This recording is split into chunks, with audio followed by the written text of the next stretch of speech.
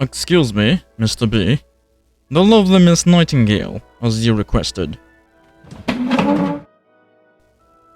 Good evening, Miss Nightingale. I'm glad to see you're up and about. How are you feeling? That's good to hear. Would you like to join me? Wonderful. Allow me. Are you hungry, my dear? What's on the menu tonight, Charles? Shepherd's pie, my lord, served with brown butter pea and peach cobbler for dessert. Ah, yes. Marianne's specialty.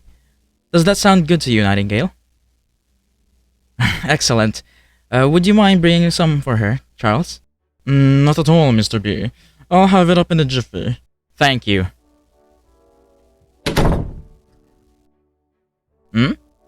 Oh, no. I'm alright. Sadly, mortal food is tasteless to us, and I wouldn't want to spoil your appetite by drinking my true source of sustenance in front of you. So, don't worry about me. I'll be fine. Here you are, miss. If there's anything you need, just say the word.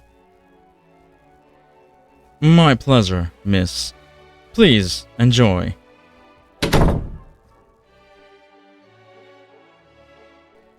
Oh, no, don't feel bad. You should have seen Marianne's face.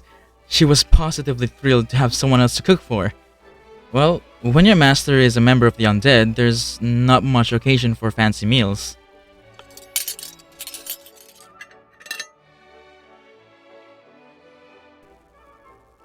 How do I get my meals then? Well, for centuries my clan, we've managed to get by with donated blood. Yes, from willing donors. Marianne and Charles, for instance, they've supported us for years. There have been no blood slaves in our house in centuries. And as long as I am head of the clan by Our Lady of Night, there never will be.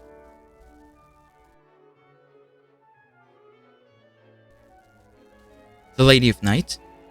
Oh, she's the closest thing we vampires have to a deity. Her real name was Lilith.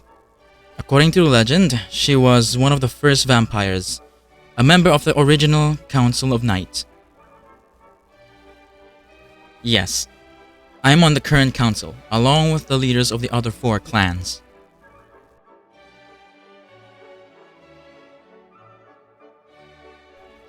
Oh, Lavelle told you that he was on the council?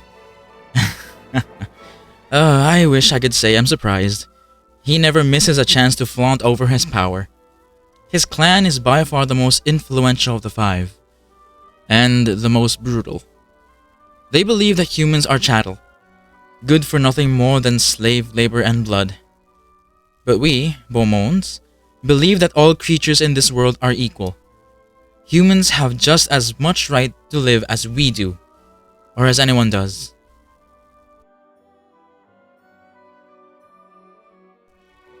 If he's so powerful, how did I manage to save you from his clutches? Have you heard of the rite of Vasile? It's an ancient tradition among vampires.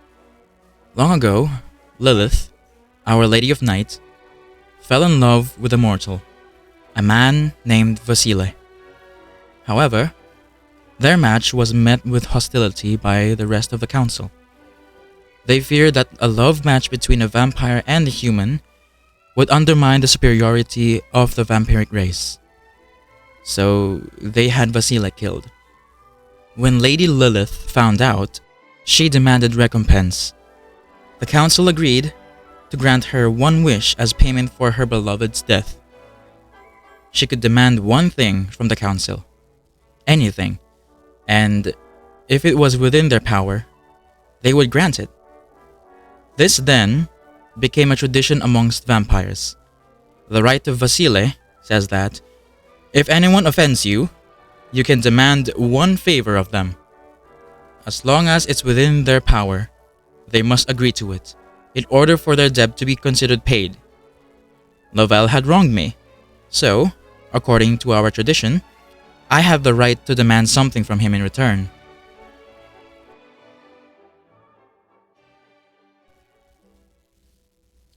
I don't know. Maybe, if I thought more clearly about it, I could have demanded that he'd step down from the council, or something similar. I just wasn't thinking. When I saw you up there on stage, fighting as hard as you could, despite being caged, drugged, injured, you were still fighting. Like a lone flame on the rain, refusing to go out. I couldn't bear to think of Lovell snuffing out your light. My only thought was to get you out of there, any way I could.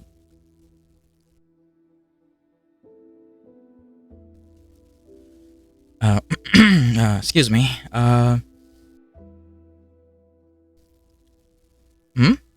what did Lovell do to me? He was responsible for my father's death. My father had been pushing for the council to outlaw blood slavery. Even though others wanted to agree, a glare from Lovell was all it took to make them vote against it. Then, he decided to punish my father for trying to stand up to him. Ordinarily, such an offense would have been enough to strip Lovell of his seat on the council. But the other families were too afraid, as usual. Thank you. I'm sorry. Here I am, rambling on, when you never asked to hear about my problems to begin with. You don't mind? That's very kind of you. Thank you, Nightingale. Is there anything you can do? No. But just the fact that you would ask means a lot to me. And what about you, my dear? What was your life like before you were on that stage?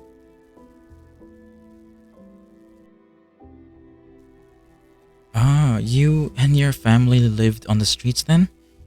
Stealing and scraping an existence where you could. Just a few of you. Forgive me if I'm wrong, but don't humans usually band together for safety? Why couldn't you? Of course, you're sent. You had to keep going, or else something would surely have found you. If not a vampire, then some other undead.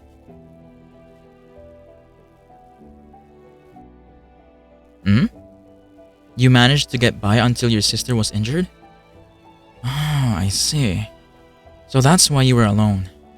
With your sister unable to travel, you split off from your family in order to keep them safe. Nightingale, I'm so sorry. Do you know where they are right now? Perhaps I could send a message to let them know that you're... No, you're right. With Lovell watching us, it wouldn't be safe. After you already risked everything, I wouldn't want to put them in more danger. That was incredibly courageous of you, Nightingale. Not many would be brave enough to do what you did. I can't tell you how much I admire that. You are a remarkable woman. Well, did you enjoy your meal? Wonderful. Marianne would be delighted. You know, it's a beautiful night. The moonflowers are full bloom this time of year. If you'd like, maybe we could... What is it? You saw something at the window? A shadow? Do I smell that? Wait, you're right. Ugh, it's foul. What the hell? No, surely not. I don't know. Hopefully I'm wrong, but if I'm not, we may have company. I need to investigate. Go back into your room and lock the door. Don't open it for anyone until you hear my voice on the other side. Do you understand? Hopefully we're both just imagining things. But given the circumstances, I need to make sure.